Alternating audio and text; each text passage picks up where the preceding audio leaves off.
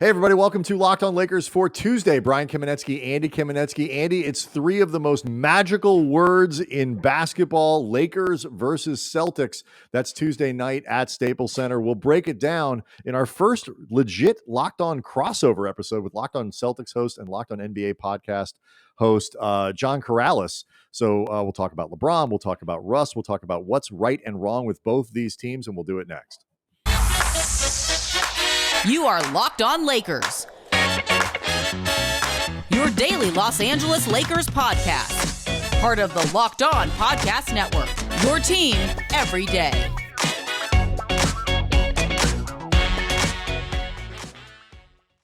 I want to thank everybody for making Locked On Lakers your first listen of every day, Monday through Friday. We get this thing up bright and early for you. Want to let you know as well that Locked On Lakers today brought to you by Truebill. Truebill is the new app that saves you money, helping you identify and stop paying for the subscriptions that you don't want or don't need, and can even negotiate better deals on those you want to keep.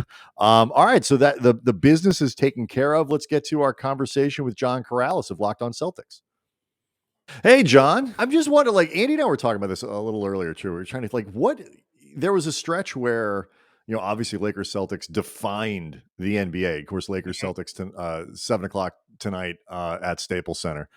And then a long time when it was completely irrelevant, like, for anything other than, people who just wanted to look back on the Showtime era and the Bird Celtics and all that. Yep. It was revived with the two finals, but it's been a decade. Like, how does Lakers Celtics resonate now in Boston? Because I just think it's an interesting question. I think for Celtics fans, it's always going to be something that's a little extra special, right? Doesn't matter who, doesn't matter when, doesn't matter the record. When you're a really true diehard Celtics fan, when the Lakers come to town, there's a little something extra. The building does feel different. ESPN came in and they brought like 24 people. They had everybody there. The media room was crazy. We ran out of food. Like it was crazy in the for that game. But you can see it in the stands. You can see it. There are a lot of Lakers jerseys in there. People are a little extra rowdy. So I think while it doesn't have the same cachet, I think league wide when we're both kind of covering teams that are middling around 500 at the moment. It's still, I think, within our little spheres. I think it's still a special thing. Yeah, what I always think about that I find interesting with this, because obviously for whatever it means to the fans is up to the fans, and the fans decide that, if you're somebody that just loves the tradition, that's the way you're going to be about this, regardless of where the teams are at. But I remember years ago when Brian and I were covering the Kobe Powell era Lakers, Kobe talking about how before that 2008 finals that you guys won, and then a couple of years later, the Lakers won. But before that, Lakers-Celtics didn't really mean anything to him as a player.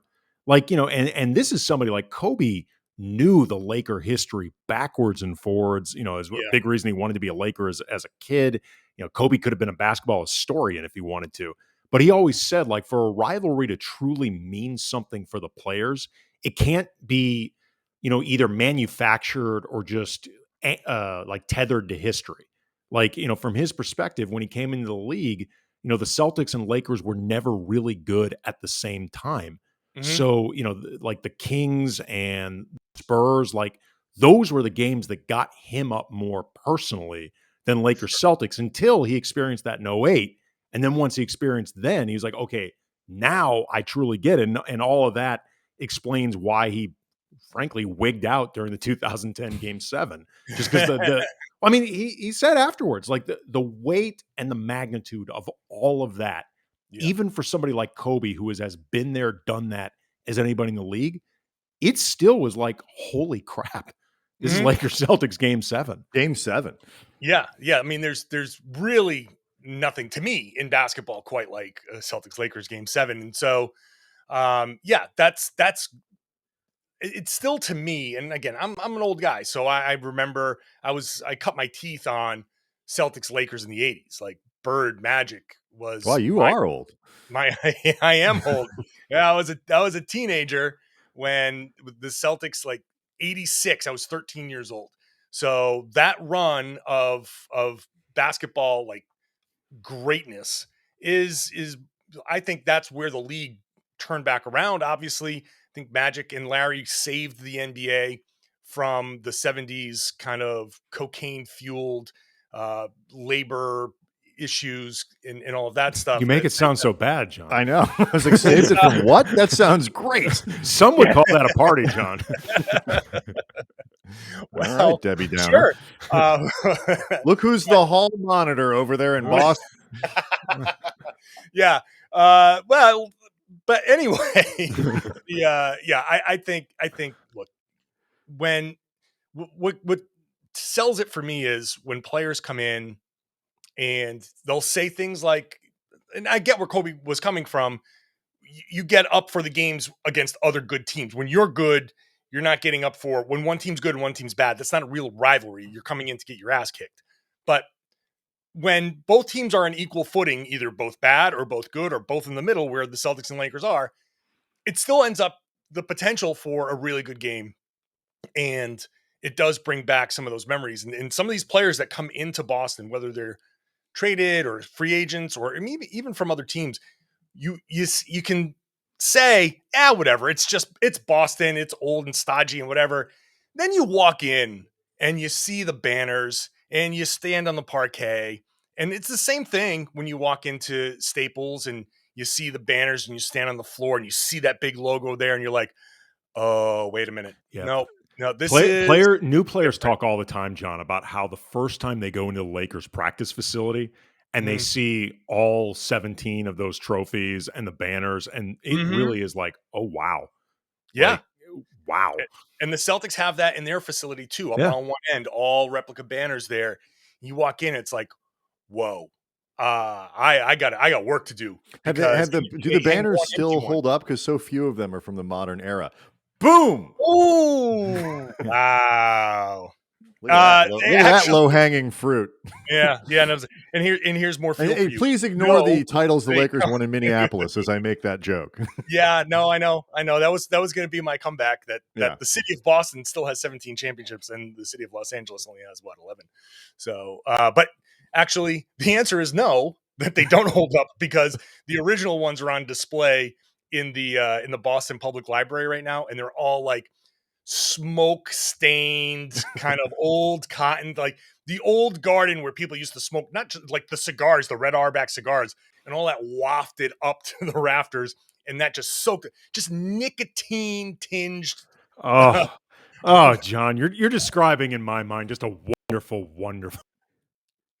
the idea that everywhere you could go, like everywhere you walked into, you got your nicotine fix, no matter what the setting. But if you went to your physician and your physician wasn't smoking, you went and picked a different one. Like, I don't trust my non-smoking doctor. I got to go to a better one. I love it. I mean, it's like it's always. You guys watch Always Sunny? Yeah. Oh yeah. Yeah. When Dennis tells Mac, I swallowed a couple of apple seeds. He says, smoke a cigarette. It'll keep the toxins down. Like that's the type of medical advice that you used to. I remember, like, I in my research for my book, like you find old commercials and old magazine ads, and there's Bob Cousy with a cigarette saying, I recommend such and such a brand cigarettes. And you're like, oh my God, these professional athletes are sitting there saying like, hey, this cigarette is what gets me through. Well, it was either take the cigarette endorsement or get it like a third job as a carpenter. Like these guys didn't have a lot of options back then. There was a funny story with Tommy Heinsohn with Red Auerbach. Tommy, what was he complaining about? Where so Tommy obviously used to smoke. It's the 60s. He used to smoke. And Red said, you got to quit smoking. We need you to be in better shape. So he quit the smoking and he put on like 15 pounds. And Red was like, just start smoking again, because you got to be lighter. I'd rather take you lighter and wheezing a little bit. So just go back to your smoking. That's fine. Yeah. Nobody ever called Vladdy fat. You both of you said something that was I think key to the discussion about Tuesday's game.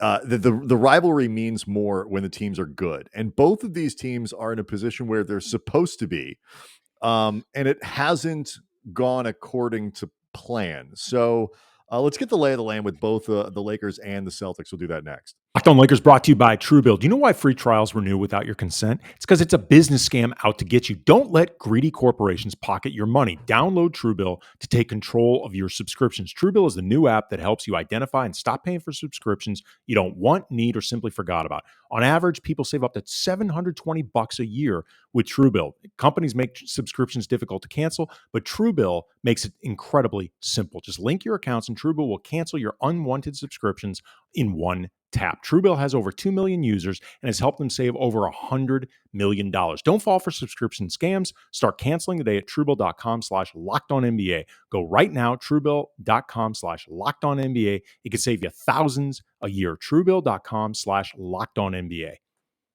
Locked On Lakers also brought to you by Theragun. Don't let the stress of daily life weigh down on your body, whether you're an elite athlete or elite podcasters like us. You're just trying to make it through the day tension-free, and Theragun can help. Both Andy and I have one of these things. They are phenomenal. It's the handheld percussive therapy device that releases your deepest muscle tension using a scientifically calibrated combination of depth, speed, and power, and it's as quiet as an electric toothbrush. And the Gen 4 Theragun doesn't just feel good, it gets to the source of the pain by releasing tension using Theragun's signature percussive therapy, which goes 60% deeper than vibration alone. So whether you want to treat your muscle tension from working out, an injury, the stresses of daily life, there's no substitute for Theragun Gen 4 and the OLED screen. OLED screen design make you feel like you're holding something from the future, like a robot or something. Just go to their site, check it out. Theragun app learns from your behaviors and suggests guided routines. And you can try Theragun, Andy, for 30 days, starting at only $199. So you go to therabody.com/lockedon right now. Get your Gen 4 Theragun today. That's therabody.com/lockedon. Therabody.com/lockedon. Andy and I talk all the time about where the Lakers are, or more specifically, where they aren't. Boston, you guys were, I believe, 4-6 and have gone 9-5 or 9-4, whatever the math is, since then. Is what was the problem? What turned around? And do you think there's a lesson in here that Lakers fans could latch onto that might make them feel better about where the Lakers are right now? Because it's not good. Yeah. I don't think what happened for the Celtics is going to happen for the Lakers, because what happened with the Celtics is they turned up their defense and they became a really good defensive team. I think the last two games, and we're still in small enough sample size where you have a game where you give up, they give 137 to the Jazz, who shot like historically great in that game. And then they gave up another 110 or 117 to the Portland Trailblazers. So their defensive rating went from like 5th or 6th down to 10th. But they had, at the beginning of the season, their defensive rating was in the 20s. And then they built it up to like 5 or 6. And what happened was early in the season, they were switching just a ton. And Ime Udoka wanted to instill in them the ability to just switch. And it was something that was foreign to everybody. So we just did this. I've been calling it immersion therapy. He said, we're just switching everything. This is all we're doing. We're not changing. We're not going into drop. We're not switching 1 through 3. We're doing everybody switching. And everybody was just, it was like so overboard that it became like a huge story within the media. Like, are you really going to switch this much? Are you really going to put Robert Williams out there against every point guard? And once they started to really get the hang of that, he started to slowly involve other defenses. And now he's got traditional coverage, a little bit more non-traditional stuff, and they can go to kind of whatever they want and interchange. So I think the plan worked for Ime, and the Celtics have become a pretty good defensive team. Offensively, they're starting to kind of turn it around. Jason Tatum, at the beginning of the season, was just missing everything. He was in the biggest funk of his life, and now he's starting to break out of that. So I think if as he goes, they go offensively. So I think it starts with them just really ratcheting up the defense, winning some games, staying in some games where defensively they had that 88-86 win over Philly, which was gross and disgusting, but that's how they've been winning some of these games. What were you seeing specifically with Tatum that might explain just the struggles and why? I mean, looking at his splits, I mean, they are brutal, except for like the last 3 games heading into this one with the Lakers. Yeah, I think with Tatum, he was being asked. First of all, I think he just starts slow in general now. and there were a lot of factors, like he was on Team USA and he had a short turnaround. So his off season was a little bit different than a normal off season. And I think he came in with a real kind of, I'm going to the rim mentality. But at the beginning of the season, the refs were really swallowing their whistles and he got super, super frustrated. And his complaining to the refs was out of control. And then you add to that, Ime has been asking him and pushing him to expand his game to be a playmaker. Really, when you get double teamed, just get off the ball fast, move, try to get it back, but really create for your teammates. And I think that I've been likening that to when you download a new app that eats a lot of processing power and you wonder why on the rest, like why isn't the rest of my stuff working as well as it used to on my phone? Like, the processing power that it took to say, okay, now I've got to read this game and make these passes and these reads that he wasn't making before. Now I got to do all this and then look for my shot. And I think that just, when you're not playing with a clear mind, I think things start to kind of, it's easy to fall into a little bit of a funk. You add all that other stuff in and it just exacerbated the problem and it just sent him down into a spiral. But to his credit, he did stick with it. And I think now that he's had a couple of games where he's hitting some shots, he's got that confidence back and he's still slinging some passes. He threw some passes against Portland that were like laser beams. So hopefully for the Celtics, this is something that can continue because Ime's challenging him to be basically an MVP candidate rather than a second or third team All NBA type of guy. So adding that element to his game, that element to his passing, if he can get the shooting back up and keep that passing and still play defense, like all of that stuff will make him the MVP candidate that every team needs to be a contender. You mentioned how Ime Udoka challenged him to do that. How much do you think that registered with a guy like Tatum versus hearing it from Marcus Smart, who was basically saying the same thing publicly in a way that it became much more of a story? Yeah, I mean, I think coming from your teammate, it's one thing to say like, yeah, we need you to do this. And there's like yeah, whatever kind of element, I think, to that. But when it's the new coach and it's a guy that you've kind of co-signed, you know, you had the Tatum rubber stamp on that, you kind of, you owe it to him to say, all right, this is what you want. All right, I'm going to try this. And I think Tatum kind of knew coming in because he'd had that experience with Team USA. Ime Udoka was on the development staff on Team USA. And I think that he kind of knew what was coming. So like, this wasn't a surprise. It wasn't like Ime said, no, you just be yourself. And then he comes in like, psych, I want you to drop 10 assists a game. So I think he kind of had an idea that this was coming. And I think Marcus Smart just kind of, I mean, he's the longest tenured Celtic. He, might as well be a captain. And I think Smart had some other frustrations that were being kind of expressed in that, and it just came out as an outright criticism of Tatum.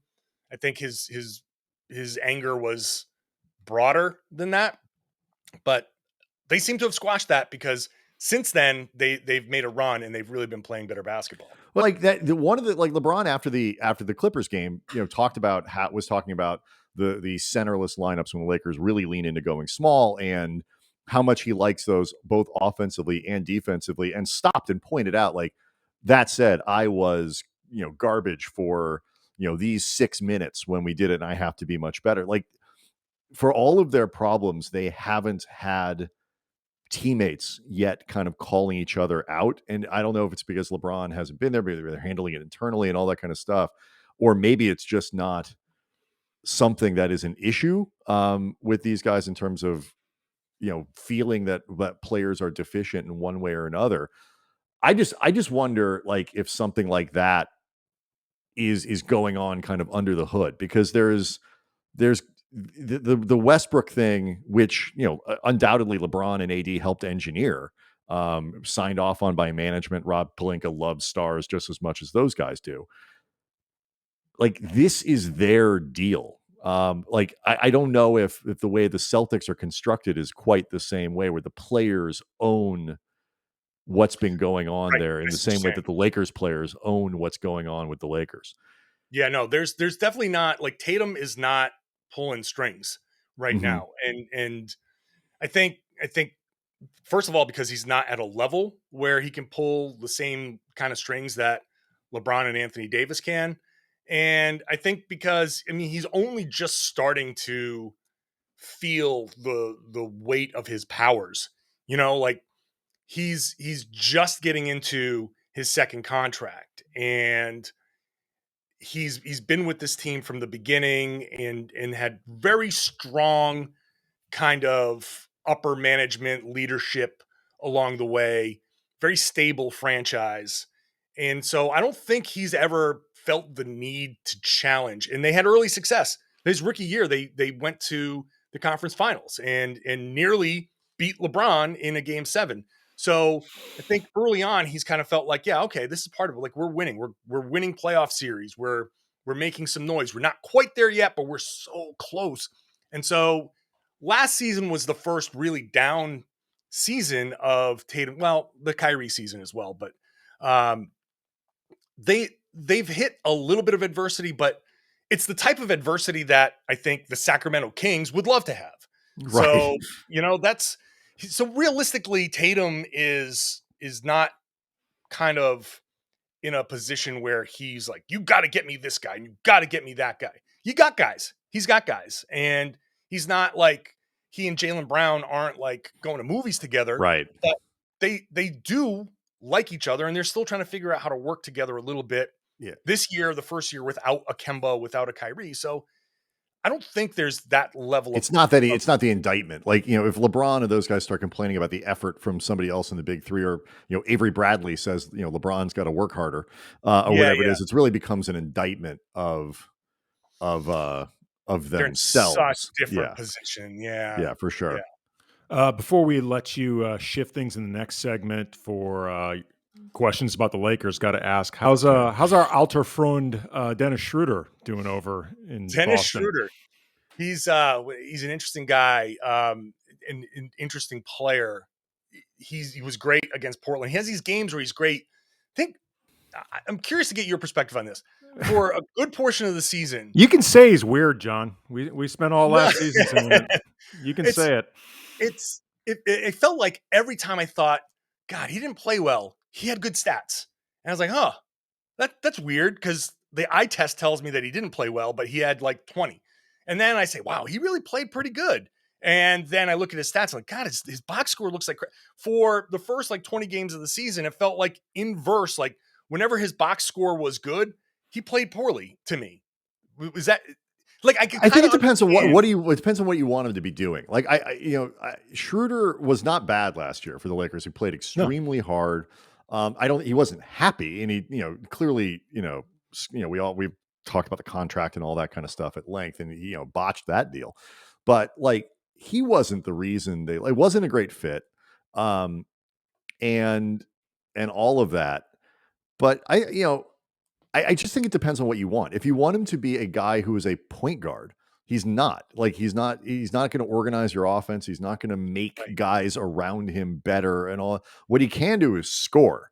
And, if you want him to do that, if you want him to, we need a guy who can put up 20 tonight because Jaylen Brown is hurt. He was putting up 30 for you guys at different points. And he actually is a pretty, I think, interested defender. And so you can use him that way.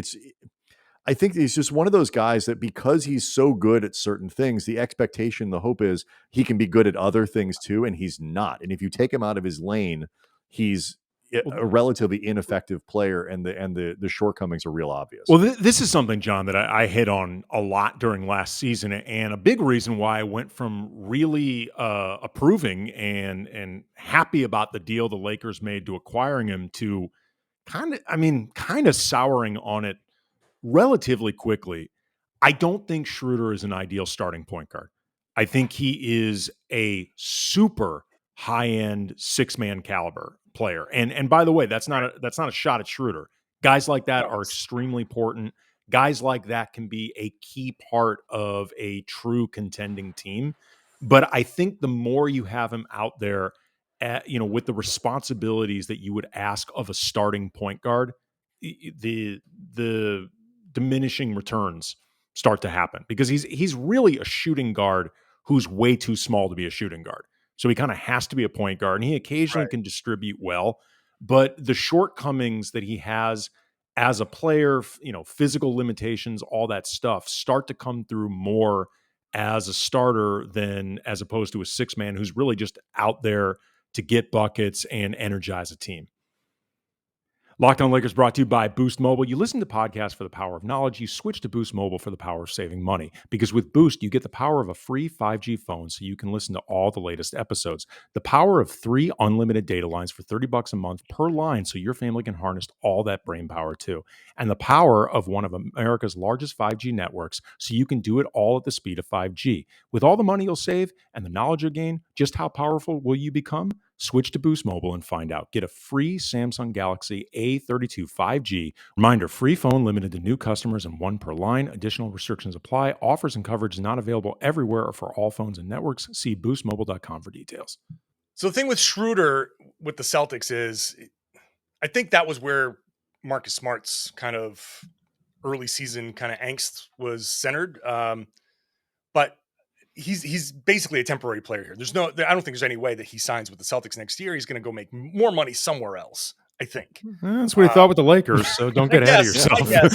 No, it's true. Or he's going to make less money playing with the Magic next year. Like, somehow. Actually, I'm a proponent of trading Schroeder if they can. My take on trading Schroeder is some team out there is going to want to give something up for him. If you're in a pinch, you need that type of guy.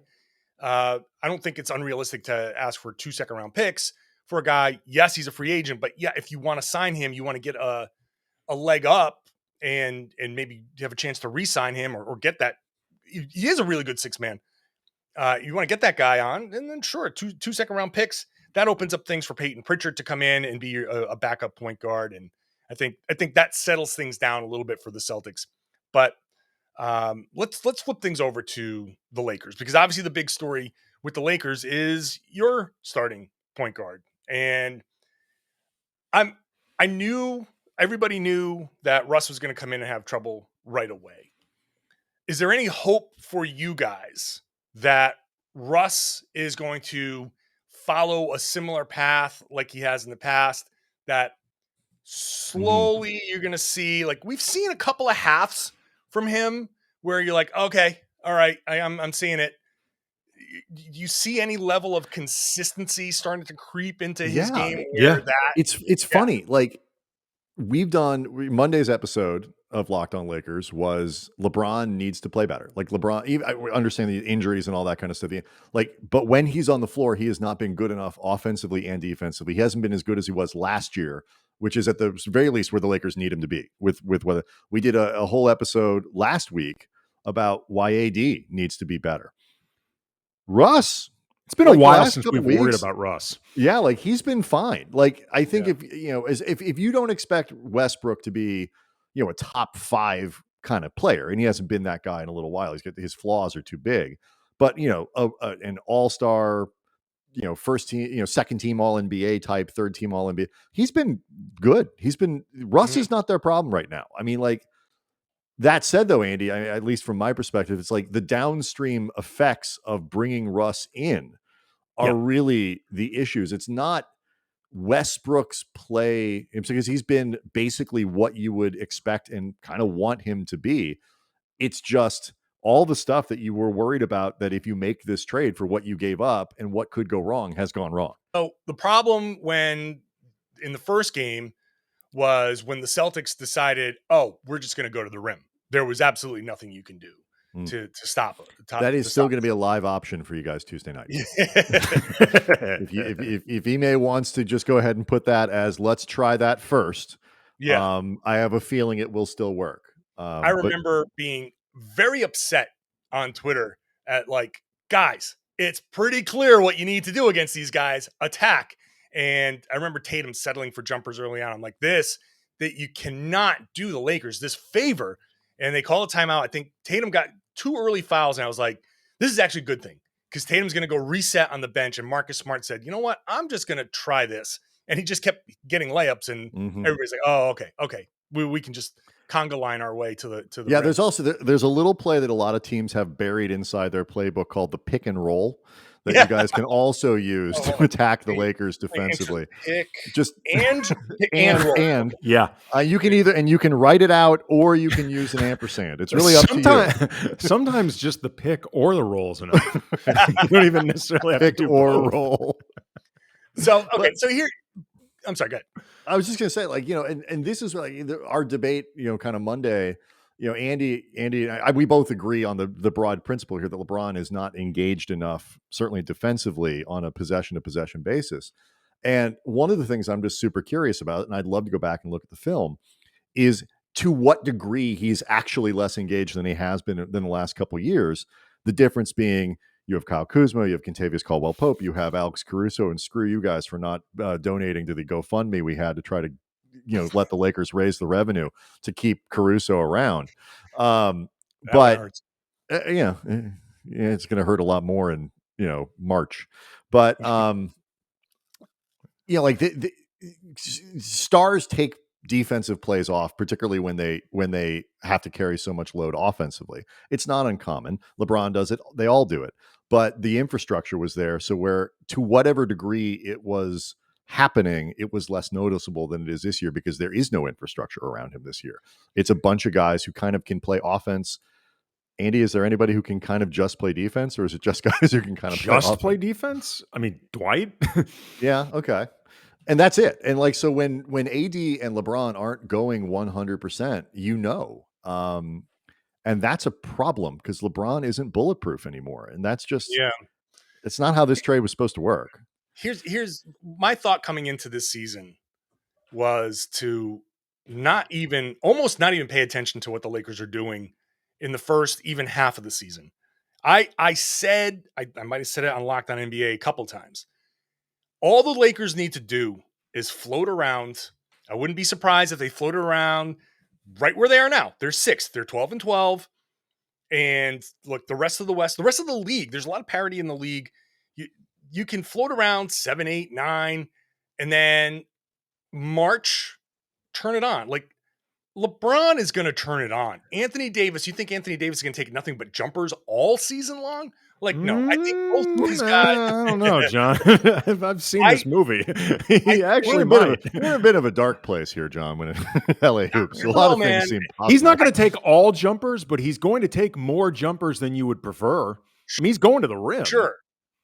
I can't believe Celtics guy and coming in here to encourage Lakers fans, but I actually don't, from the outside 10,000 foot view, I'm not worried necessarily about the league. Now, I don't think they have what it takes to beat the top 3 in the conference in a series, which is a problem. What kind of comfort are you offering then? Like, they're going to be a lovely 5 seed. Like, they have beaten the Red Hot Rockets twice. I think that after the All-Star break or somewhere around there, you're going to see some level of LeBron. I think these guys are sick of getting hurt late. I think Anthony Davis is sick of getting hurt late, and they're taking a new approach. We're going to coast through the beginning of the season. We're going to turn it on. We're not going to kill ourselves. LeBron's not going to kill himself trying to get an MVP at 35. He's not going to kill. I think that there's going to be a point later this season where the stories, ESPN's, The Athletic are going to be like, whoa, LeBron is back. Anthony Davis is back. And that's going to be enough to lift the Lakers. I think second half Lakers are going to be a much bigger force.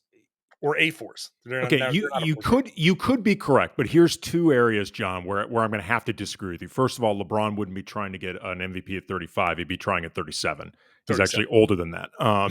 But secondly, and this is what I think really matters, it's one thing to try to ramp yourself up, as a veteran team with a lot of championship experience. When you have a lot of experience playing together, it's another thing when you don't have the foundation built.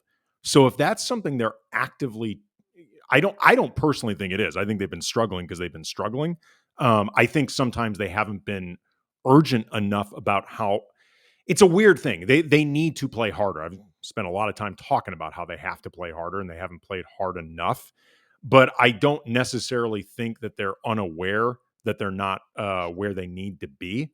but the foundation isn't there yet. So if nothing else, that's going to be a really fascinating experiment to see, like, can you literally flip the switch with theoretically not nearly close to the foundation that's necessary when teams typically do that? Mm-hmm. Yeah, look, it's a fair thing, and I don't think the roster construction is entirely going to support what LeBron and Davis are, what I think they're going to end up becoming.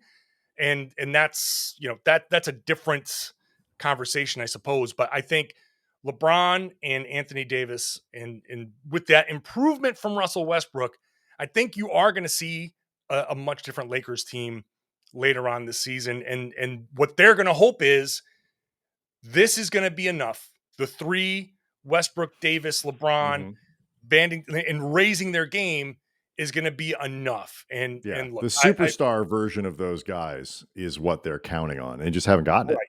And because they're all older and somewhat brittle, they have to do it a different way. So I don't know what their ultimate ceiling is going to be. I still don't think that they're a championship team, but hey, no one thought that the Suns were going to be in the finals, and you never know what's going to happen. True. I'm never going to doubt LeBron, even though he is more, like you said, he's not bulletproof anymore. But I think he's going to reach a level, and we'll see what happens there. So I think this, what I'm seeing from the Lakers, is it's worse than I thought, like in the moment. But when I pull back, I'm like, it's still not bad. Like, it's just, I'm putting that back burner. I'm like, let me check in with the Lakers again in a couple of months, because I look at the standings and they're 12-12. I'm like, oh, that's dangerous. That's dangerous that they're like, for all of the struggles that the Lakers have had, they really kind of needed to be like 8-16 for me to be like, ooh, they might have a That's problem. really At 500 now.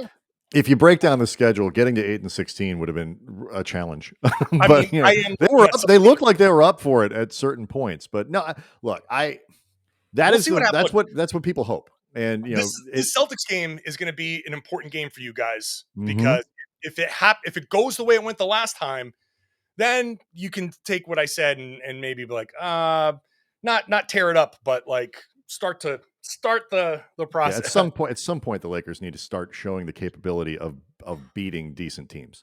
Yeah. They were at moral victory level against the Clippers on Friday, and the Clippers have their own issues. So, well, this was fun. This was our first real crossover. You, of course, have done many of these, veteran of the network, which is probably why the thing is green. Again, Lakers haterism, like LeBron, everywhere, and pulling strings. I'm the one. You got to make that green, or I'm out. Nice. But this is fun. We'll see how it goes on Tuesday night. John, thanks for doing this. This was fun. Yeah, man. It was a lot of fun, guys. Appreciate it.